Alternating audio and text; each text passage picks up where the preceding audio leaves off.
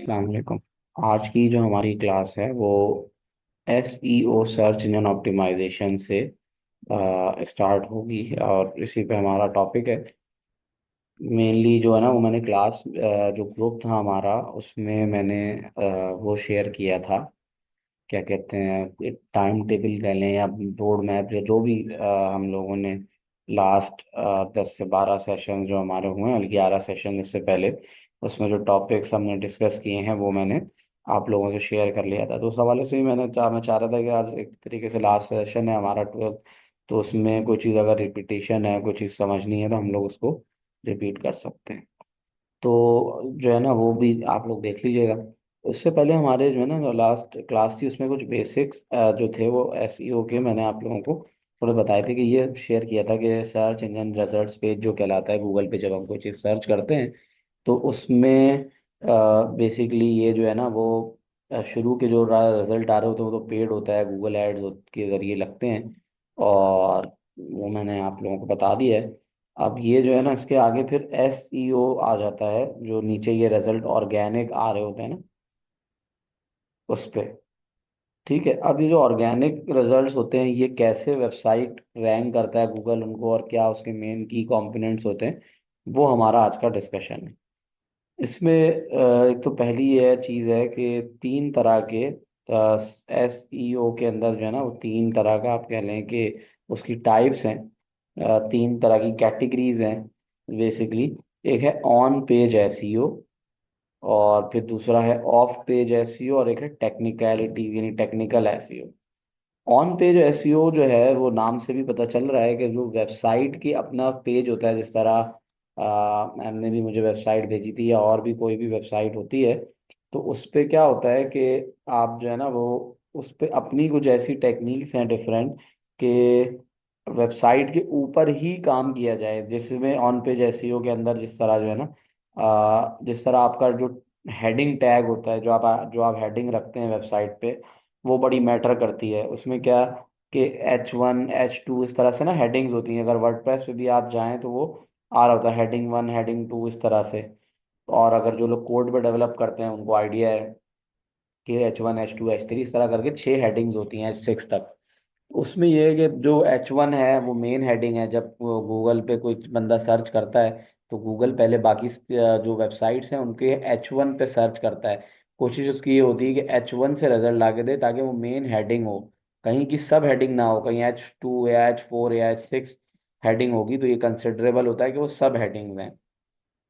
ठीक है, ये तो एक चीज थी ऑन पेज में। इसी तरह ALT टैग्स होते हैं, ऑल्टर टेक्स्ट, वो टैग्स या टेक्स्ट कह लें। वो इसलिए होते हैं कि जब वेबसाइट पे आप इमेज लगाते हैं तो इमेज को डिफाइन किया जाता है टेक्स्ट के जरिए। एक मिसाल के तौर पे एक क्लासरूम की पिक्चर है, तो अगर वो लगाई है वेबसाइट पे मैंने, तो मैं बैकएंड पे कोड पे या वर्डप्रेस पे भी ऑप्शन आता है ALT टैग का। उस ALT टेक्स्ट उस पे वहाँ मैं लिखता हूँ कि अब वहाँ पे फोटो को एलेबरेट ऐसे करूँगा क्या, group of students sitting in a classroom, और इस तरीके से ना।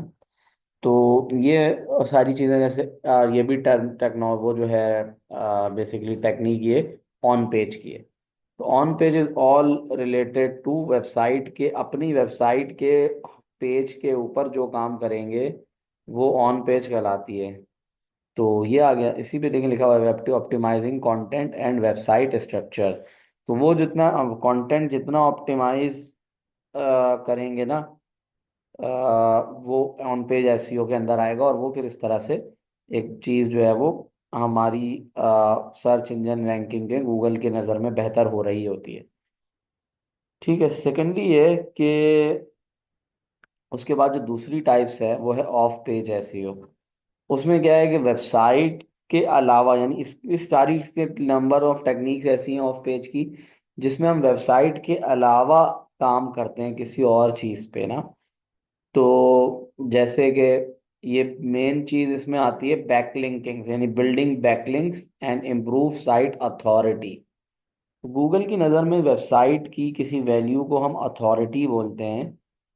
जैसे कि हम कहते हैं ना कि गूगल किस क्या सोच के रैंक करता है या क्या चीज़ें करता है, तो वो एक गूगल अथॉरिटी देता है। यानी जिस तरह आप ये पता कैसे चलता है, ये SEO के टूल्स आते हैं, कुछ बेसिक फ्री भी होते हैं, और कुछ जो है पेड टूल्स भी आते हैं एसईओ के, जो आप वेबसाइट डालते हैं जो प्रोफेशनल एसईओ करने वाले हैं, तो वो उस टूल्स के ऊपर ना ये डाल के देखते हैं कि हमारी डोमेन अथॉरिटी क्या है, यानी हमारी वेबसाइट की अथॉरिटी क्या है गूगल की नज़र में। तो वो 0 से 100 तक में रैंक कर रहा होता है। शुरू जब बिल्कुल स्टार्ट होता है तो बिल्कुल ही जीरो होता है, और जब जो है वो पार्शियल कुछ ना कुछ जो है वो रैंक हुआ हुआ होता है तो उसके नंबर बढ़ रहे होते हैं, 2 4 6 इस तरह से। तो सबसे ज्यादा जो अथॉरिटी होगी जिसकी, उसकी वेबसाइट एसईओ में रैंक करेगी। ठीक है, आप जहाँ बैक लिंकिंग का मतलब ये होता है कि आपकी वेबसाइट को कितने, जिस तरह आप लोगों ने अगर रिसर्च पब्लिकेशन वगैरह का आइडिया हो तो वो देखते हैं ना कि इसकी साइटेशन क्या है। कितने, कोई रिसर्च पेपर अगर हम पिक करते हैं तो हम ये देखते हैं कि इसको कितने बंदों ने साइट किया है, कितने लोग जो है ना इसका रेफरेंस कहीं और दे रहे हैं। तो इसी तरह से ये चीज़ें ये वेबसाइट पे भी होता है कि हम यहाँ ऑफ पेज में बैकलिंक्स देख रहे होते हैं कि कितनी वेबसाइट ऐसी हैं जो इसको लिंक कर रही हैं। यानी कि उन्होंने, लिंक का मतलब यही है कि जो क्लिकेबल लिंक होती है कि अगर मैं किसी पर्टिकुलर टेक्स्ट पे क्लिक करूंगा तो वो वहाँ चली जाएगी, आगे किसी और लिंक पे चली जाएगी।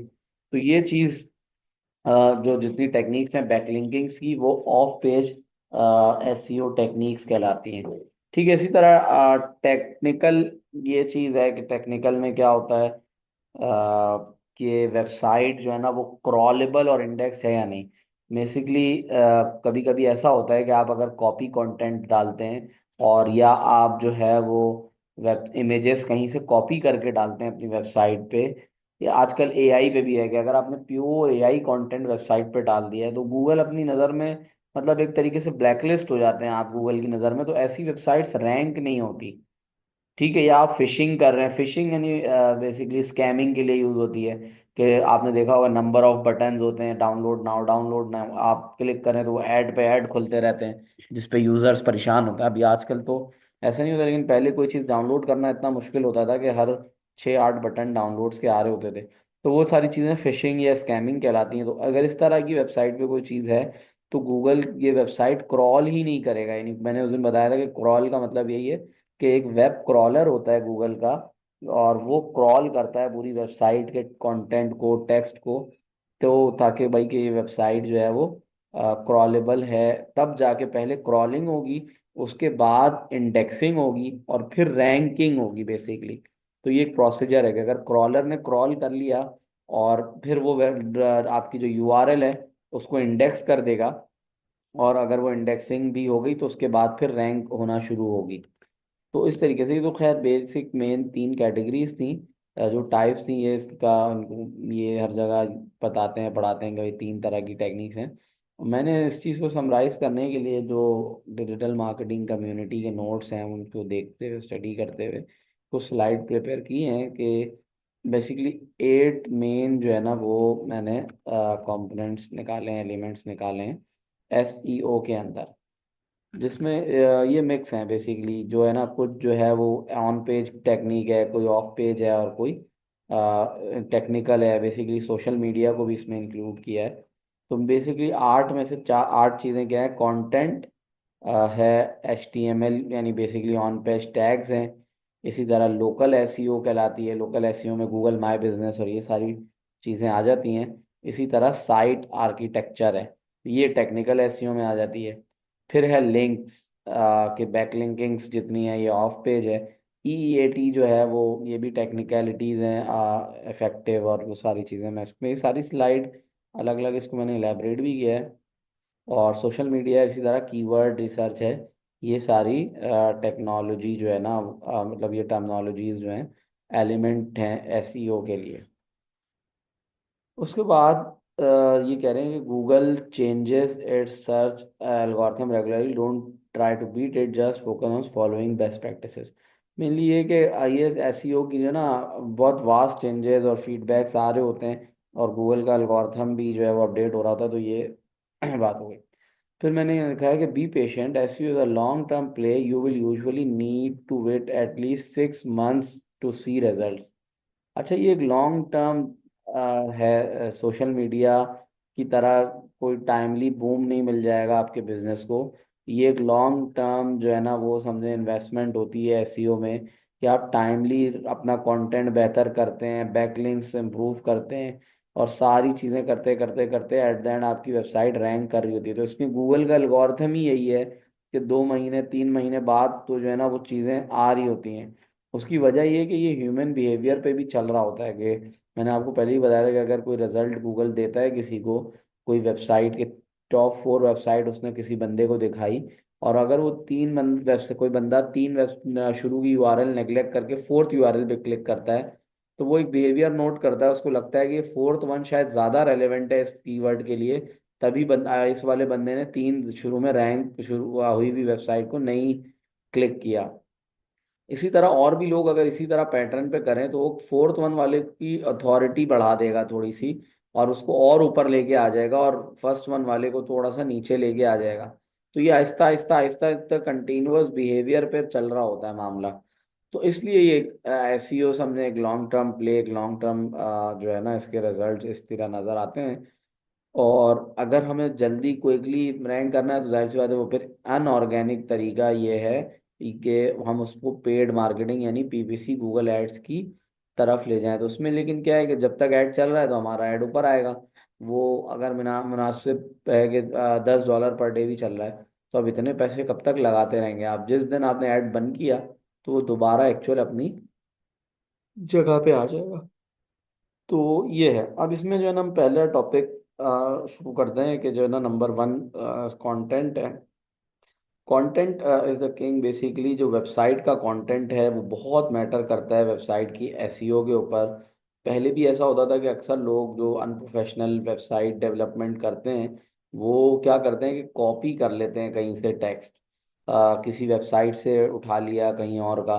तो जिस तरह यूट्यूब पे पहली जिस बार जिसने वीडियो अपलोड की है बाद वाला करेगा तो उस पर कॉपीराइट क्लेम हो सकता है, इसी तरह इसको भी पता है, गूगल को पता है कि कौन सी वेबसाइट से आपने कंटेंट उठाया है। तो ये फौरन से जो है ना उसको पता चल जाता है कि किसने कितना क्या कॉपी किया है। तो हमें हमेशा बचना है क्वालिटी पे, यानी कॉम्प्रोमाइज नहीं करना। तो ये 3 चीजें कंटेंट से रिलेटेड मिलती हैं कि focus on quality, intent and freshness to improve ranking and meet user needs. Quality में क्या आता है? Create detailed valuable content that aligns with Google's update, avoid low quality और poorly monitored AI generated material. ठीक है, कोई basic AI से generate किया हुआ कंटेंट भी आपकी क्वालिटी और एसईओ को डी रैंक कर सकता है। तो अगर आपने एआई से लेना भी है ना, तो प्रोफेशनल कंटेंट राइटर्स क्या करते हैं कि एआई से लिखवा लिया या उससे बुलेट्स बनवा लिए, और उस बुलेट्स को रीफ्रेजिंग करके कोई स्पिन बॉट यूज करके थोड़ा ह्यूमनाइज किया और अपनी तरफ से कुछ ऐड किया, क्योंकि एआई बहुत ज़्यादा परफेक्ट कंटेंट दे देता है। तो वो गूगल को फिर उससे आइडिया हो जाता है। ठीक है। तो इसी तरह फिर आगे इसी कंटेंट में इंटेंट है कि match match your content to search intent, e blog post और प्रोडक्ट पेजेस। बेसिकली कि वो जो बात है इंटेंट में कि कस्टमर जब सर्च करेगा हमारी वेबसाइट का कंटेंट तो वो क्या सर्च करेगा, ये चीज़ सोचना और उस हिसाब से कंटेंट रखना हमें चाहिए। फ्रेशनेस में भी यही कि regularly update content with accurate data, fix broken links and refresh outdated information. मिसाल के तौर पे जिस तरह मैंने अपनी वेबसाइट पे कुछ रैंकिंग लिखी है, कुछ नंबर्स लिखे हैं। मैंने लिखा है कि भाई हमारे टोटल जो है ना वो 2023 की कहीं डेट डली हुई है कि 2023 में इतना सेल्स हुई। तो अब वो जाहिर सी बात है, अगर 2024 गुजर गया है तो वो अपडेट होना चाहिए। या इस तरह की कोई इन्फॉर्मेशन है जहाँ नंबर्स लिखे हुए, तो वो उसको अपडेट करना उसका बड़ा ज़रूरी है। तो ये सारी चीज़ें जो है ना फ्रेशनेस ऑफ कंटेंट में आ जाती है। लोग क्या आप ये भी गलती करते हैं कि एक वेबसाइट बना ली है कॉर्पोरेट कंपनी की, और वो 2 साल हो गए 3 साल हो गए कोई टेक्स्ट कंटेंट अपडेट ही नहीं हो रहा उस पर।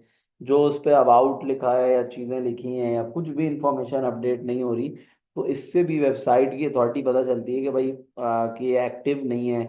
और उस ऐसी वेबसाइट्स को भी गूगल डी रैंक करता है। तो कंटेंट में इन 3 बातों का ख्याल रखना ज़रा ज़रूरी है। इस वजह से ये 3 चीज़ें यहाँ स्लाइड में ऐड की गई। कंटेंट के बाद जो है वो सेकंड नंबर पे है कीवर्ड रिसर्च एंड सिलेक्शन। ठीक है, ये बड़ा मैंडेटरी है, ये मैं स्टार्ट में भी जब डिजिटल मार्केटिंग का कोर्स हमारा स्टार्ट हुआ था और मैं बेसिक बता रहा था, तब भी मैंने कीवर्ड रिसर्च के ऊपर बात की थी कि ये कीवर्ड रिसर्च जो है ना, वो बहुत इम्पोर्टेंट प्रोसेस है कि फाइंडिंग टारगेट सर्च टर्म्स कहलाती हैं। जो बंदा लिखेगा आप गूगल पे आके, उसको सर्च टर्म्स कहते हैं। कह रहे हैं good keyword research will make it easier to rank in Google and help you create relevant content. तो हमें जो है ना, रेलेवेंट कंटेंट में रैंक होना और हमारी कीवर्ड रिसर्च होना भी ज़रूरी है। Can you focus on keywords relevant to your business to attract the right audience? For example, you don't want people looking for free resources if you sell services for 10,000 per month.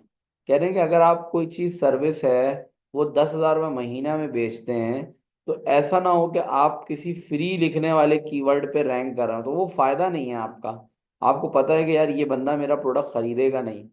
इससे for example ले रहा हूँ मैं कि अगर मैं ही अपना course net पे डाल रहा हूँ डिजिटल मार्केटिंग का, और मेरा कोर्स अगर रैंक हो रहा है फ्री डिजिटल मार्केटिंग कोर्स में, तो जाहिर सी बात है, मुझे पता है कि यार अगले का बंदे का बजट फ्री है और मेरा कोर्स इतना महंगा है और मैं वहाँ रैंक कर रहा हूँ। तो ये एग्जाम्पल बन सकती है। तो ये चीज़ कह रहे हैं कि ज़रूरी है सोचना सर्च टर्म्स का अंदाज़ा, कि सिर्फ ऐसा नहीं कि गलत जगह भी रैंक हो गया है तो तब भी हम टारगेट ऑडियंस तक नहीं पहुंच सकेंगे। फिर क्या कि avoid picking keywords that are too competitive। SEO experts भी यही करते हैं कि भाई जो कीवर्ड की ना, हम लोग देख रहे होते हैं कि भाई इस कीवर्ड की डिफिकल्टी क्या है। बेसिकली जो टूल्स आते हैं उस पे जब हम कीवर्ड प्लेस करते हैं तो केडी फाइंड करके देता है कीवर्ड डिफिकल्टी। कीवर्ड डिफिकल्टी कहलाती है कि इस पर्टिकुलर कीवर्ड पे रैंक करना कितना मुश्किल है, क्योंकि उस कीवर्ड पे ऑलरेडी बहुत सारे ब्रांड्स ऐड रन कर रहे होते हैं। तो ये कहता है कि भाई ये इस कीवर्ड की डिफिकल्टी बहुत ज़्यादा है, तो आप इस पे रैंक करना वैसे ही मुश्किल है। ठीक है, अब कहना कि अवॉइड टेकिंग कीवर्ड्स। अच्छा, ये हो गया। फिर चूज लॉन्ग टेल कीवर्ड्स। मैंने स्टार्ट में ही बताया था कि दो या तीन वर्ड्स के कीवर्ड्स हो, या एटलीस्ट दो वर्ड्स के कीवर्ड्स तक को हम शॉर्ट टेल कहते हैं। इसके बाद जो दो वर्ड से ज़्यादा बड़े कीवर्ड्स होते हैं उनको हम लॉन्ग टेल कीवर्ड्स कहते हैं। मैंने यहाँ पे दोबारा लिख दिया है कि long tail keywords are such terms with three or more words. For example, while a head term may something like pet supplies, a long tail keyword would have something like pet supplies for exotic birds। देखें इसमें पांच words हैं, pet supplies for exotic birds। long tail keywords are often easier to rank for and generate targeted traffic। long tail keywords are often easier to rank for and तो sir जी जी जी ये बताइएगा कि जैसे मैंने वेबसाइट बनाई, ठीक है, जी। आपने भेजी तो थी, मैंने देखी उसमें थी वो वेबसाइट ओपन करके। वेब हाँ, मगर मेरा सवाल ये है कि अगर जैसे वेबसाइट आप बनाते हैं तो उसमें जो है, उसमें तो ये ऑप्शन कहीं है ही नहीं कीवर्ड्स का। अच्छा, अब वर्डप्रेस पे अगर आप वेबसाइट बनाते हैं ना, तो इसको नोट कीजिएगा। योस्ट एक प्लगइन है, YOAST, ओके। योस्ट। ये एक प्लगइन इंस्टॉल ठीक है। करना पड़ता है। उसके बाद आपके सारे ये कीवर्ड के फीचर्स ओपन हो जाएंगे। जब आप योस्ट का प्लगइन डालेंगे ना, तो आपको वो खुद सजेस्ट भी करेगा कि आपको क्या करना चाहिए। इवन वो खुद आपको बताएगा भी कि आप ये गलती कर रहे हैं, या ये आप करेंगे तो एसईओ में रैंक होगा। योस्ट का प्लगइन है अच्छा, वर्डप्रेस पे। जी जी। तो तो ये ये वर्डप्रेस के अंदर ही है या अलग से इसको इंस्टॉल करना पड़ेगा? वर्डप्रेस, जैसे मैंने आपको लास्ट क्लास में बताया था ना, वर्डप्रेस इंस्टॉल करने के बाद प्लगइन्स का ऑप्शन आ रहा होता है वहाँ वर्डप्रेस पे। तो जी। आप प्लगइन्स पे जाएंगी ना, तो प्लगइन्स पे जाके लिखें योस्ट, तो बहुत मशहूर और फेमस प्लगइन है योस्ट एसईओ का। तो योस्ट एसईओ के ओके। नाम से आ रहा होगा। वो प्लगइन आप इंस्टॉल करेंगी सही। तो फिर जो है वो आपके पास सेटिंग्स ओपन हो जाएंगी, ऑन पेज की सारी चीज़ें। हर इमेज के बाद एएलटी टैग का बटन ऐड हो जाएगा। आपको वो सर्च टर्म्स डिफाइन करने के लिए बोलेगा कि भाई आप यहाँ पे कर दें। तो वो प्लगइन भी बेसिकली अच्छा। वही है कि अगर आपको कोड लेवल पे डिफाइन नहीं करना, तो आप योस्ट करके वहां पे बता दें, तो वो खुद बैक एंड पे उसका कोड कर करके डिफाइन करता रहेगा। अच्छा, ठीक है। जी। अच्छा, इसके बाद जो है ना, वो हम लोग ऑन पेज पे HTML, basically hyper text markup language होता है। और इसमें जो है ना वो डिफरेंट टैग्स होते हैं। हाँ, मेन टॉपिक यही चल रहा है, मेन एलिमेंट्स ऑफ एसईओ। उसमें नंबर 3 पे हम लोग आ गए हैं। तो थर्ड 3 है HTML का। उसमें ये बता रहा हूँ कि HTML के जो टैग्स होते हैं जिस पे वेबसाइट बनती है, कोई भी वेबसाइट होती है, उसका फ्रंट एंड यूजुअली HTML पे ही होता है। Getting your site's HTML is an important piece of SEO marketing puzzle. Without proper tags, headers, and description, Google will have a hard time figuring out what your content is about and why it should rank higher than the competition. There are several HTML elements you need to optimize on your website. सबसे पहले है title tag. Title text और tag ये कहलाता है, जब WordPress install करते हैं तो पूछता भी है पेज के ऊपर कि टाइटल क्या होगा, वो लिखा हुआ भी आ रहा होता है। जब ब्राउजर आप ओपन करते हैं तो वो एक टाइटल टैग जो है ना, ब्राउजर के टैब पे भी प्रिंट हुआ हुआ होता है।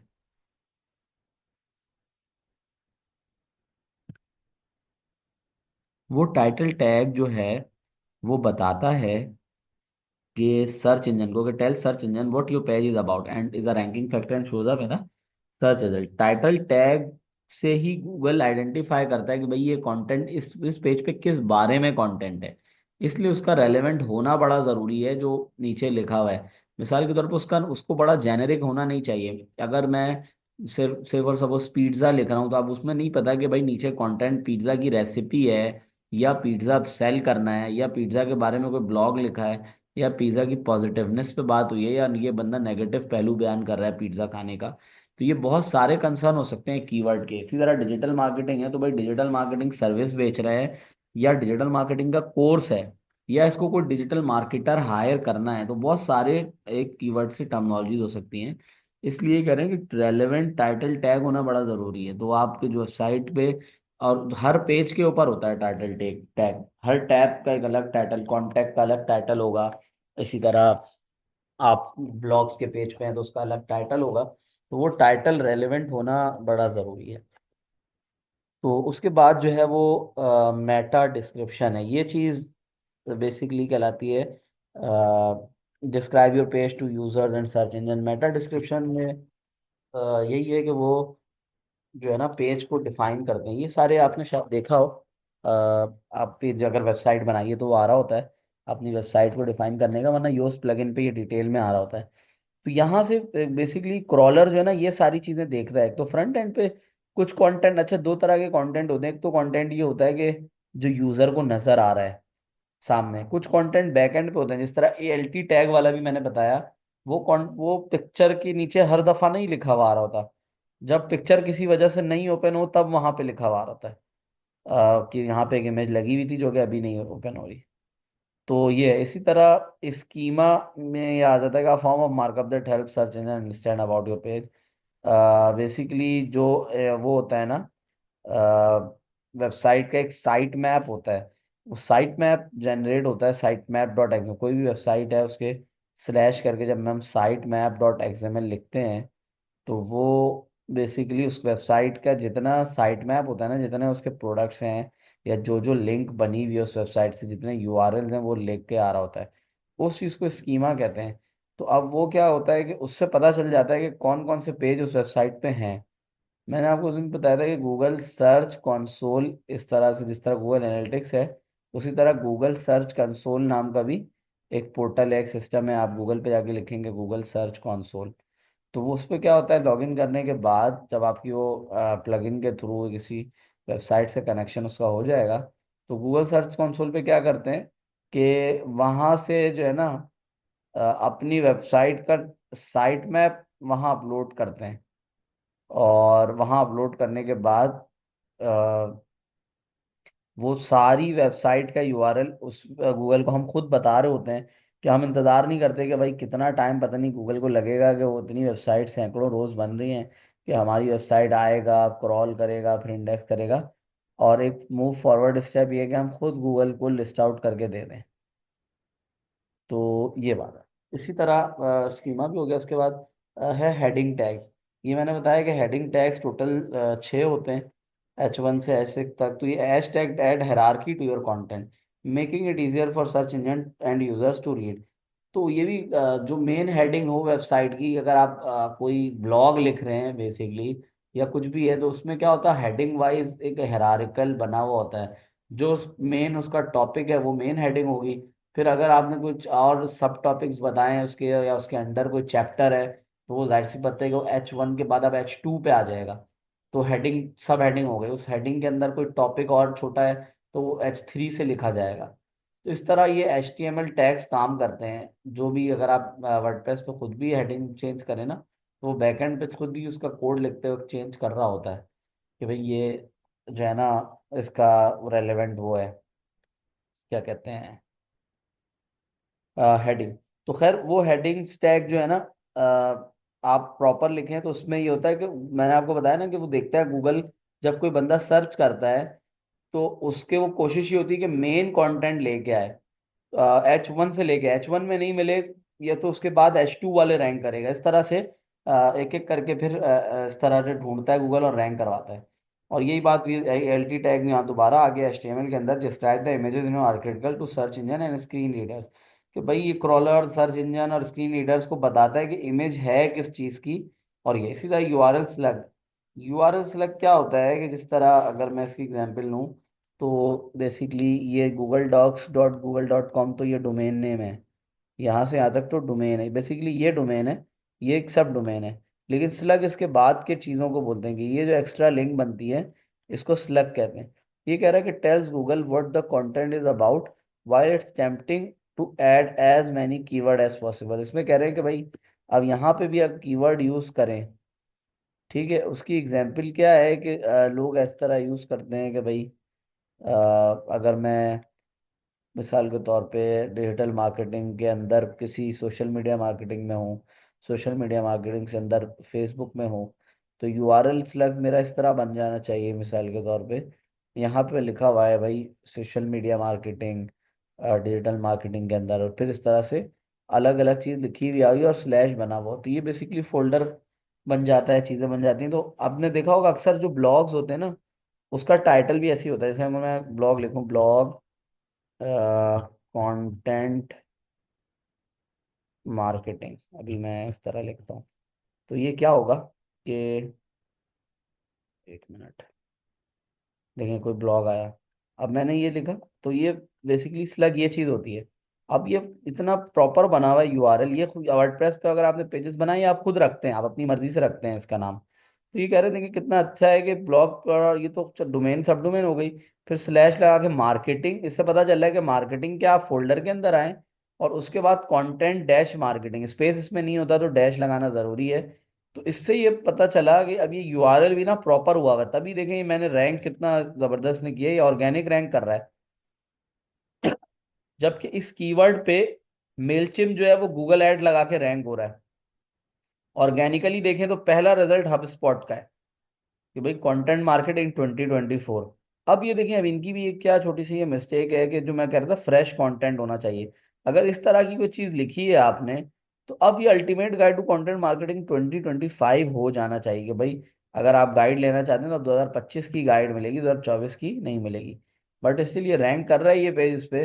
अब इन्होंने किया है, नहीं किया, नहीं किया, किया होता तो साथ साथ यहाँ 2025 आना शुरू हो जाता। तो ये हमारा मतलब ये मैं पहले ही बताया आपको। तो ये यूआरएल स्लग से ये एग्जांपल है, वो मैं ये समझाना चाहता था कि मार्केटिंग और देन कंटेंट क्रिएटिंग, ठीक है।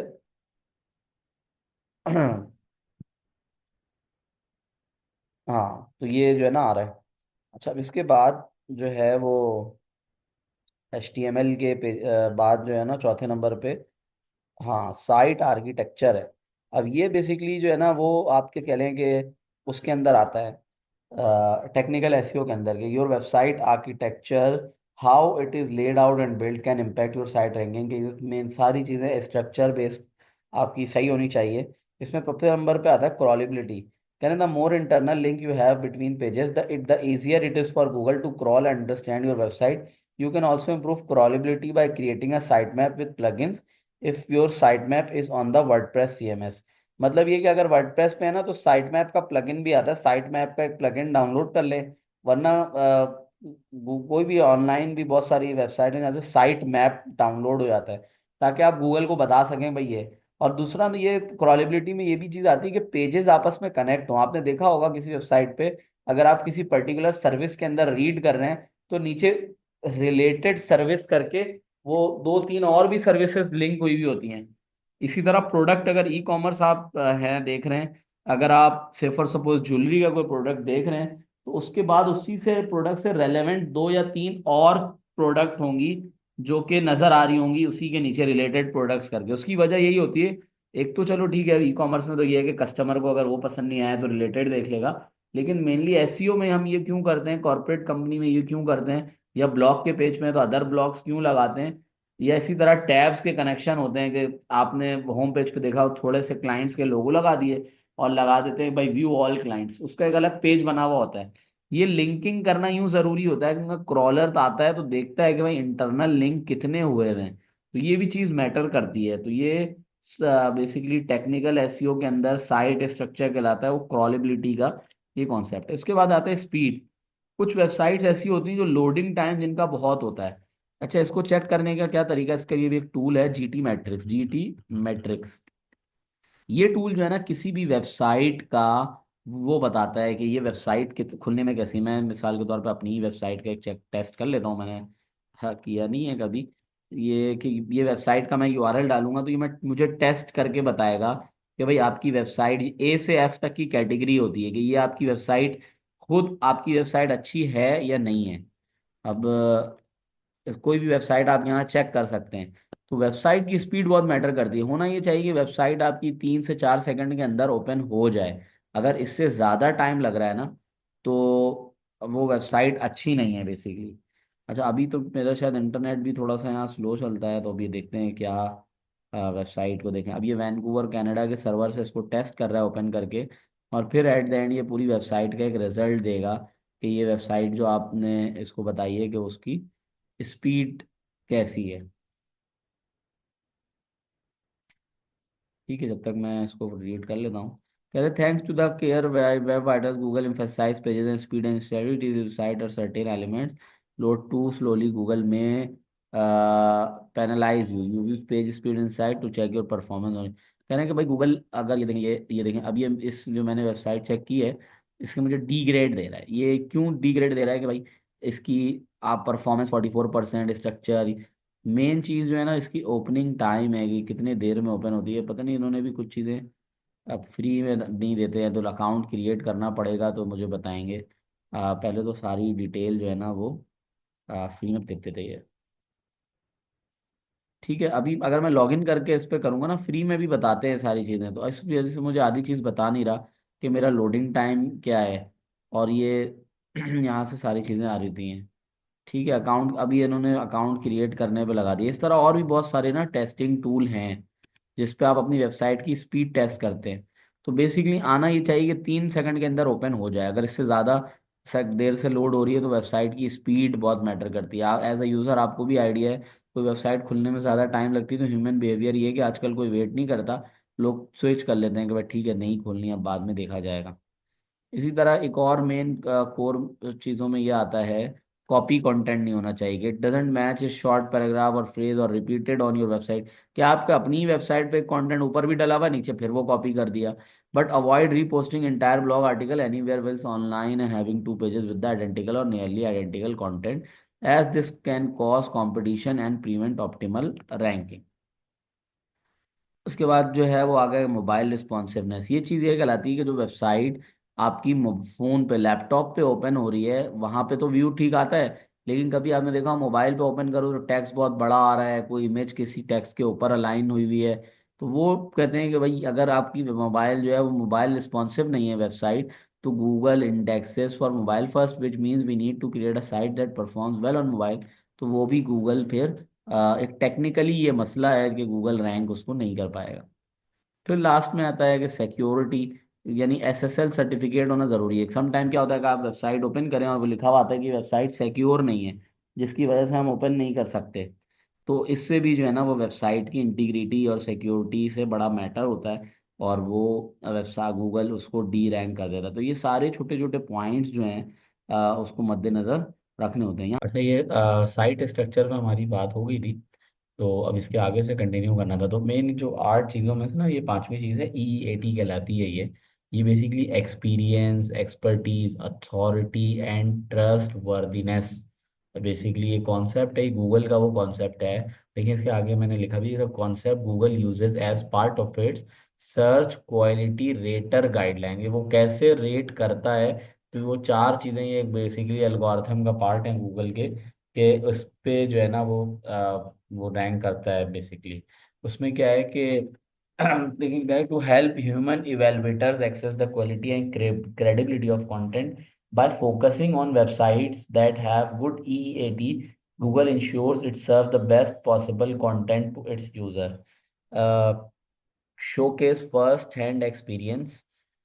बेसिकली इसमें ये होता है कि जो भी वेबसाइट पे इमेजेस हो ना, वो आपकी ओरिजिनल हो। अगर आप प्रोडक्ट सेल करें तो ओरिजिनल पिक्चर हो। इसी तरह अगर आप मिसाल के तौर पे कोई पिक्चर्स यूज़ कर सकते हैं, आप ट्रैवलिंग कंपनी हैं, तो आप फिर अपनी ओरिजिनल कहाँ से लाएंगे, आप नेट से ही एट देन उठाएंगे। बट स्टिल अगर आपने नेट से कोई पिक्चर उठाई तो आप उसको क्रेडिट दें, लिखा हुआ होगा पिक्चर क्रेडिट, और वो वेबसाइट का लिंक वहाँ टैग हुआ हो कि ये पिक्चर मैंने यहाँ से उठाई है, तब तो वो गूगल की नज़र में आप और अच्छे होंगे कि हाँ ठीक है, इन्होंने साइटेशन भी की हुई है। वरना अगर आपने सिर्फ कहीं से कॉपी करके वेबसाइट पे पिक्चर लगा ली है, तो ये सारी चीज़ें ट्रस्ट वर्दीनेस खराब करती हैं।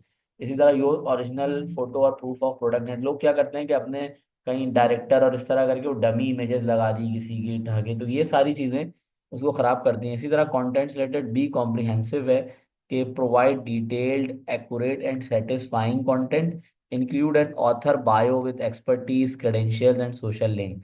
कि अगर आप किसी ऑथर की चीज़ डाल लें तो मे भी हो सकता है कि वो कोई और भी अपलोड कर रहा हो, तो आप उसके ऑथर की डिटेल वगैरह के साथ जो है ना वो अपलोड करें, तो इसमें जो है वो आपको वो फिर इशू नहीं होगा इस तरह का। फिर उसके बाद है build authority, gain backlinks from authoritative brand, leverage press and branded coverage for visibility. अच्छा, ये बिल्ड अथॉरिटी यहाँ भी है हमारे पास, पांचवे में भी है बैकलिंक्स, तो छठा पूरा कॉन्सेप्ट ही मेरा ये है। इसको ना मैं थोड़ा सा समझाने के लिए कुछ वेबसाइट्स और ये चीज़ें दिखाता हूँ कि बैकलिंक्स और ये चीज़ें कैसे काम करती हैं। आपको इन चीज़ों का ना खैर आइडिया कुछ होगा भी, इंशाल्लाह भी देखते हैं। जिस तरह आप सर्च करें, गूगल पे जाते हैं, मैं गूगल पे गया और मैंने लिखा ट्रैवल, ये मैंने अभी सर्च किया, देखा ट्रैवल कंपनीज इन कराची। अब ये क्या कर रहा है, एक तो ये क्या कर रहा है कि ये 4.5 रेटिंग वाले, 4.2 रेटिंग वाले, जिन्होंने ज़्यादा, एक 1700 रिव्यूज इन्होंने जमा किए हुए हैं, 800 आलिशान ने किए हुए हैं, इनके कंपनीज के लाके दे रहा है। इसके बाद देखिए ये ब्लॉग, और ये तो गूगल माई बिजनेस से उठा रहा है। इसके बाद जो ऑर्गेनिक रिजल्ट दे रहा है, उसमें पहला रिजल्ट क्या है, ये बेसिकली पाकिस्तान ट्रैवल ब्लॉग वालों का एक ब्लॉग दिखा रहा है, list of tour and travel company. ये चीज़ होती है किसी और की वेबसाइट से लिंक्स लेने का मतलब। अब होगा क्या, जैसे जैसे मैंने ये लिखा, ये बैक लिंकिंग्स में भी आ जाता है, और ये जो कॉन्सेप्ट अभी मैंने हाँ इसको रीड किया, बिल्ड अथॉरिटी कि gain backlink from authoritative brand, कि एक वेबसाइट खुद रैंक कर रही है पर्टिकुलर कीवर्ड पे। अब ये पाकिस्तान ट्रैवल ब्लॉग, ये किसी बंदे की वेबसाइट होगी, इसने अपनी वेबसाइट की एसईओ करके उसको इतना हाईलाइट कर लिया है कि अब कोई उस कीवर्ड पे इसकी अपनी ब्लॉग की वेबसाइट ऐड हो रही है। देखिए अब इस वेबसाइट पे कितने ये कंटेंट चला रहा है। यहाँ पे इसने कुछ और एड्स अपडेट भी डाला, ये ऐड है गूगल ऐड, जो मैंने आप लोगों को बताया अभी तक गूगल ऐड पढ़ाते हुए। देखिए जब मैं इसको डिलीट करूंगा तो ये लिखा हुआ आ रहा होगा, ads by Google, stop seeing this ad, why this ad. इसका मतलब ये कि ये जगह इस वेबसाइट वालों ने गूगल ऐड पे दी हुई है। ठीक है, इससे ये अर्निंग भी कर रहा है एडसेंस में। अगर ये ऐड गूगल पे लगाया गया है, किसी ने लगाया, वो यहाँ दिख रहा है। ठीक है, और ये कानून ऑनलाइन वालों से अलग इसने पैसे लिए होंगे।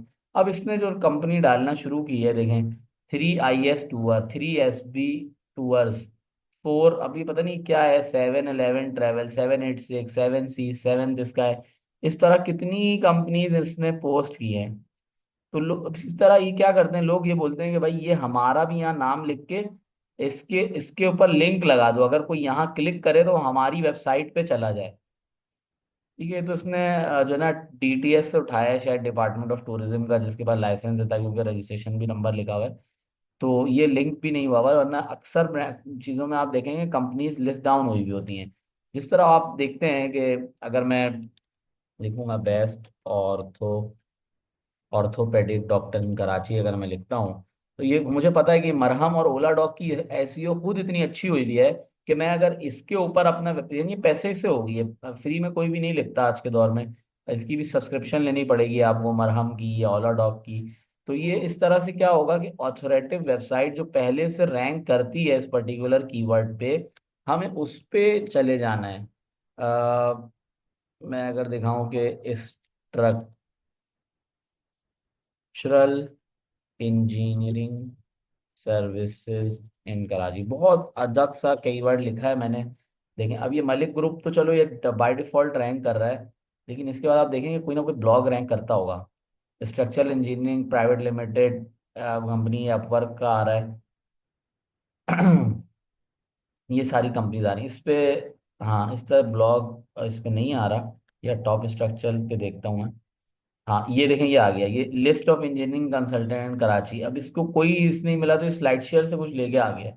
बेसिकली ये काम इस तरह करता है कि जो ब्लॉग्स या अथॉरिटेटिव वेबसाइट हैं या ग्लास डोर पे जो कंपनीज रजिस्टर्ड हैं, ये देखें यहाँ से डाटा लेके आ गया।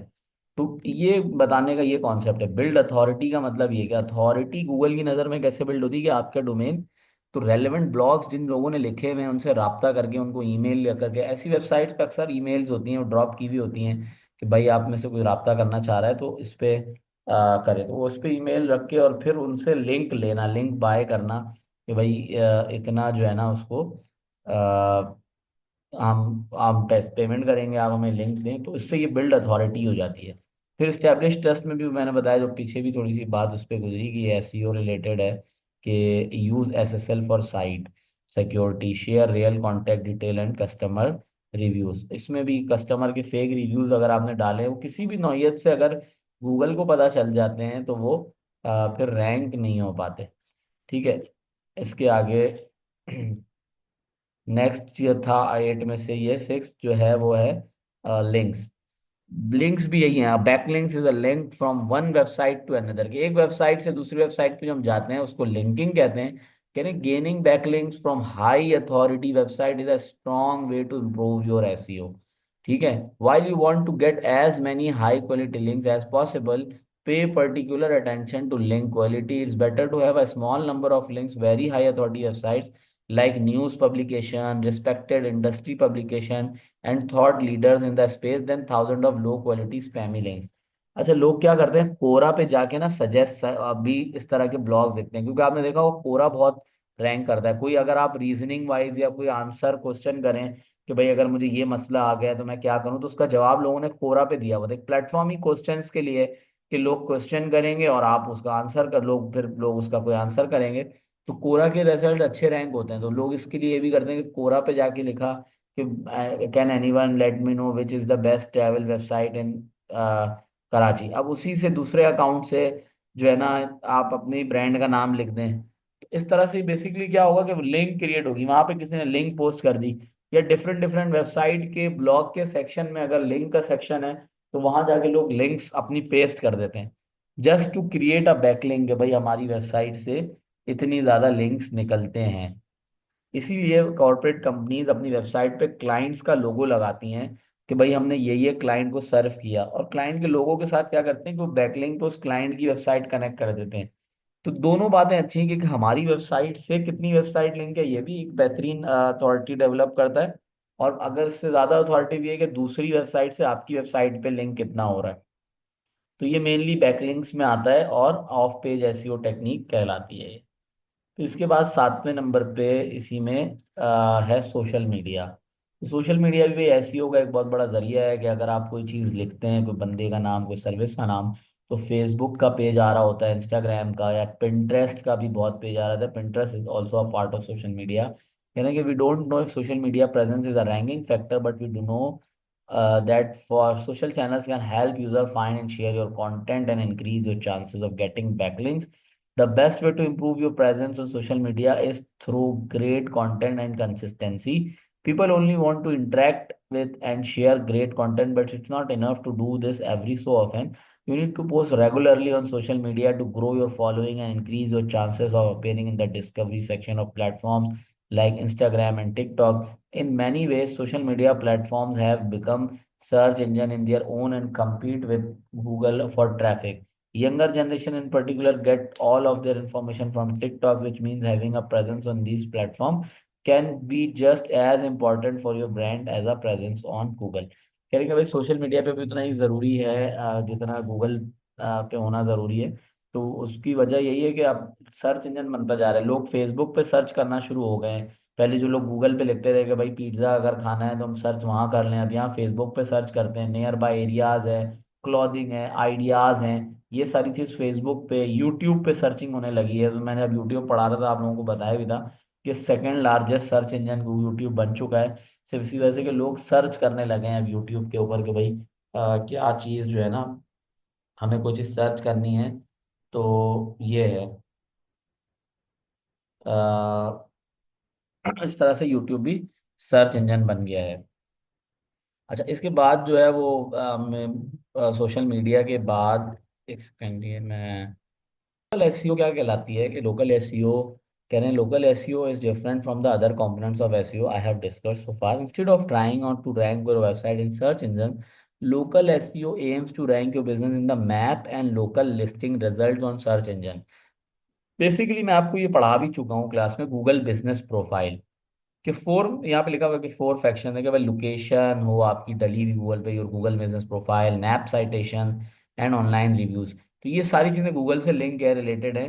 उसमें क्या होता है कि जितना अभी जिस तरह हम लोग साथ साथ देख भी रहे थे लोकल एसईओ की पावर, कि जब मैंने लिखा था ट्रैवल कंपनी का रिजल्ट, तो क्या हुआ था कि ये पहले, सबसे पहले ये इस चीज को लोकल एसईओ के लिए यूज होता है ये। सबसे पहले देखें जो बिजनेसेस लिस्ट है ना गूगल पे, उनको ला के दे रहा है। अब इनका ऑफिस है, ये देखें बलाद ट्रेड सेंटर है इधर आलमगीर मस्जिद के पास, वहां पे इन्होंने ऑफिस, इनका एड्रेस आ रहा है। तो 4.5 रेटिंग है, और अभी हालांकि इनकी 4.7 रेटिंग है तो रियल टाइम ट्रैवल जो है, लेकिन ये इनके सिर्फ 86 बंदों ने रेट किया हुआ है, तो इसकी अथॉरिटी फिर भी कम है। और इनकी 4.2 है लेकिन 800 बंदों के करीब रेट है। और इनकी तो 1700 रिव्यूज हैं, जमा करने में भी इट्स अ लॉन्ग टाइम आपको चाहिए, कि हर के लिए एक जीमेल चाहिए होता है। उसके बाद ऐसा नहीं है कि आप खुद से क्रिएट कर सकें, तो घर पे 10 12 15 20 कर लेगा बंदा, लेकिन देखिए इसके बाद जो है ना, आप ऐसे ऐसे नाम भी होंगे जो शायद मैंने आपने सुने भी नहीं होगा, गफ्फार ट्रैवल है, अब 600 रिव्यूज हैं इसके। तो लोग बाहर की दुनिया में या पाकिस्तान में भी या इस तरह से इस पे ट्रस्ट करते हैं कि गूगल पे किसी का रिव्यू देख लिया। ये रेस्टोरेंट कल्चर में या बुकिंग्स कल्चर में बहुत होता है, खाने पीने की जगहों पे या रहने की होटल रूम बुकिंग में। लोग यहाँ से देखते हैं कि भाई अगर मैं फला जगह जा रहा हूँ तो वहाँ की रैंकिंग कैसी है, गूगल पे रिव्यू कैसा दिया हुआ है उसने। आप booking.com पे देख लिया कि भाई उसके रिव्यूज कैसे हैं। तो ये सारी चीज़ें जो है ना, ये लोकल एसईओ के अंदर आती है कि भाई गूगल मैप पे लोकेशन डला हुआ है और उस पे रिव्यू लेना। तो सोशल मीडिया पे भी रिव्यू अच्छा है, लेकिन जो सबसे बेस्ट रिव्यू है वो गूगल मैप पे है। कि अगर गूगल पे अगर आपके रिव्यू ना अच्छा, फिर रिव्यू से फिर कीवर्ड कैसे होता है कि अगर मैं इधर जाता हूँ, मिसाल के तौर पर डिलक्स हॉलीडेज का पेज आ रहा है और मैं इसके रिव्यूज में जाता हूँ, तो देखते हैं कि अब ये बहुत सारे नेगेटिव रिव्यू भी होंगे। देखिए अब रिव्यू में इन्होंने उम्रा, वीज़ा, आइटनरी, इंशाल्लाह, पता नहीं ये कीवर्ड गूगल ने खुद एक्सट्रैक्ट भी किए हुए हैं। अब ये जो है ना, अ, अब इन्होंने क्या किया हुआ देखें, ये जो अब ये कीवर्ड जो है ना, अब इन्होंने अगर ये बंदा लिखे ना, it was an amazing experience, ये गुड कीवर्ड्स में आता है ये। एवरीथिंग वाज परफेक्टली ऑर्गेनाइज, ये कीवर्ड्स यहाँ से गूगल देख रहा होता है। अब लिखे हाईली रिकमेंडेड लिखा हुआ है, तो ये पूरा प्लान्ड जो है ना वो एक रिव्यू डला हुआ है वेबसाइट के ऊपर। जाहिर सी बात है किसी ने डाला है बड़ा डिटेल में लिख के, तो इसमें ये होता है, अगर मिसाल के तौर पे ये फरूबा ही है कोई, उन्होंने लिखा हो कि I think this is the best travel company इन कराची, से फॉर सपोज, तो क्या होगा, गूगल इस चीज़ को ज़्यादा वैल्यू करता है। एक ये था कि आप खुद अपने आप को बेस्ट बोलें, दूसरा ये कि लोग आपके रिव्यू में आपको अच्छा और गुड एक्सपीरियंस दे रहे हैं। तो ये एक बहुत ज़्यादा जो है ना वो, कह लें कि गूगल की नज़र में ऑथोरेटिव डिसीजन होता है, एक ऑथोरेटिव एक चीज़ होती है कि लोग जो है वो गूगल पे आपको रिव्यू दे रहे हैं। तो ये लोकल एसईओ के अंदर आती है। इसके अंदर यही है कि आप बेसिकली अलग अलग कीवर्ड रिलेटेड आप रिव्यूज जनरेट करते हैं, तो हर कीवर्ड के हिसाब से उठा रहा होता है, क्योंकि एक तो ये लिस्ट हुआ हुआ है ट्रैवल एजेंसी के ही नाम पे, लेकिन अगर इसके कीवर्ड पे लिखा हुआ है कि भाई होटल बुकिंग के लिए भी मुझे ये ऐप बहुत अच्छी लगी, तो गूगल को पता लग जाएगा कि अच्छा ये होटल बुकिंग के लिए भी अच्छी है। अगली बार जो है ना वो अगर कोई ये करता है तो फिर उसको वो इस तरह के रिजल्ट दिखा रहा होगा। ठीक है, तो ये यहाँ पे आके मेन जो है वो 8 लोग सीओ रिलेटेड चीज जो है वो स्लाइड्स, मेरे पास तो टॉपिक वैसे वर्बली एंड है।